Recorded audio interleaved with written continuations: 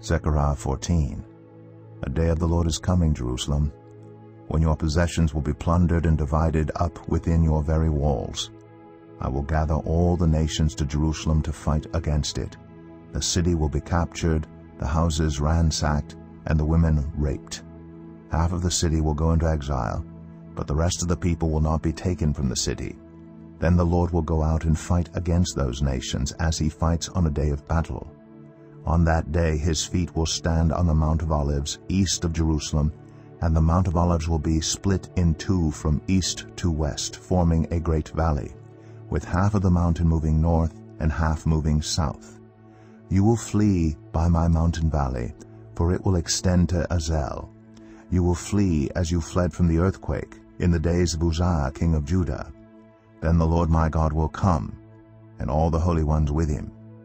On that day there will be neither sunlight nor cold, frosty darkness. It will be a unique day, a day known only to the Lord, with no distinction between day and night. When evening comes, there will be light. On that day living water will flow out from Jerusalem, half of it east to the Dead Sea, and half of it west to the Mediterranean Sea, in summer and in winter.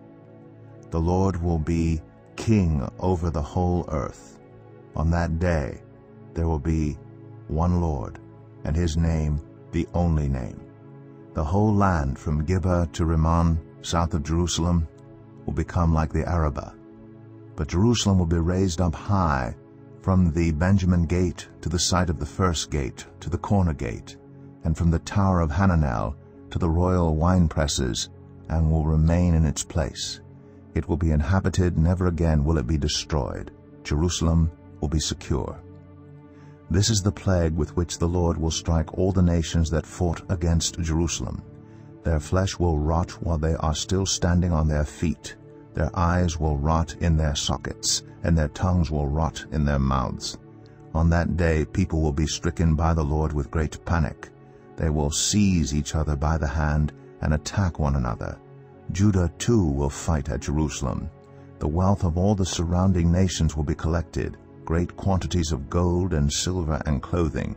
A similar plague will strike the horses and mules, the camels and donkeys, and all the animals in those camps. Then the survivors from all the nations that have attacked Jerusalem will go up year after year to worship the King, the Lord Almighty, and to celebrate the Festival of Tabernacles. If any of the peoples of the earth do not go up to Jerusalem to worship the King, the Lord Almighty, they will have no rain. If the Egyptian people do not go up and take part, they will have no rain. The Lord will bring on them the plague he inflicts on the nations that do not go up to celebrate the Festival of Tabernacles. This will be the punishment of Egypt and the punishment of all the nations that do not go up to celebrate the Festival of Tabernacles.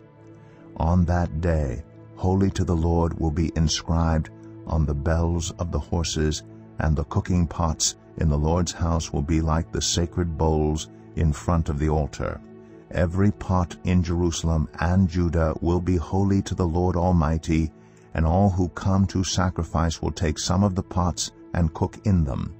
And on that day there will no longer be a Canaanite in the house of the Lord Almighty.